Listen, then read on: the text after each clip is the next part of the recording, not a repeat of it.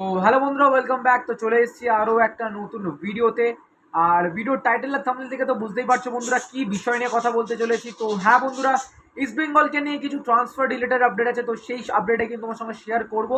আর তোমরা নিশ্চয়ই ভালো করেই জানো যে আজকে থেকে কিন্তু ট্রান্সফার মার্কেট ওপেন হয়ে গেছে, এবং হওয়ার সাথে সাথেই কিন্তু ইস্ট বেঙ্গলের তরফ থেকে কিন্তু অফিসিয়াল হবে কিন্তু কনফার্মেশন জানিয়ে দেওয়া হয়েছে যে তিনটে প্লেয়ার, যেটা কিন্তু তোমরা থাম্বনেলে দেখতে পাচ্ছ, এই তিনটে প্লেয়ারকে কিন্তু তোমরা ইস্ট বেঙ্গল দল তারা কিন্তু রিলিজ করে দিয়েছে এবং তাদেরকে কিন্তু থ্যাংক ইউ জানিয়ে দিয়েছে। তো কোন কোন সে প্লেয়ার সেটা তোমাদের বলে দিই। তো এক নম্বর হচ্ছে হেক্টর ইউস্তে, তারপর হচ্ছে রিচার্ড সেলিস, তারপর হচ্ছে মেসি বাউলি।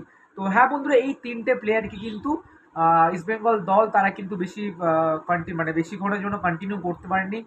আর হয়তো সমর্থকেরা ভেবেছিল যে রিচার্ড সেলিস বলো বা মেসি বাউলি ইন্ডিয়ার মাঠে হয়ে খেলে কিন্তু একটা চমৎকার বিষয় কিছু একটা করে দেখাবে, বাট সেরকমটা কিন্তু ইস্টবেঙ্গল সমর্থকদের কিন্তু ভরসা জোগাতে পারেনি।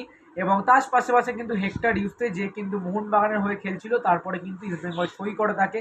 তো তারপরেও কিন্তু সে সেরকমভাবে ভরসা দিতে পারেনি ইস্টবেঙ্গল ম্যানেজমেন্ট, ইস্টবেঙ্গল সমর্থকদের। তো তাই জন্য কিন্তু আপাতত ট্রান্সফার মার্কেট ওপেন হওয়ার সাথে সাথে কিন্তু এই তিনটে প্লেয়ারের নাম কিন্তু কনফার্ম হয়ে গেছে যে তাদেরকে কিন্তু রিলিজ করে দিয়েছে হেক্টর ইউস্তে, মেসি বাউলি এবং রিচার্ড সেলিস।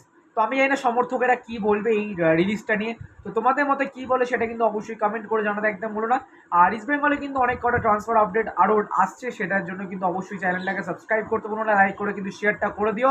তো চলো আজকের জন্য টাটা, দেখা হচ্ছে অন্য একটা ভিডিওতে।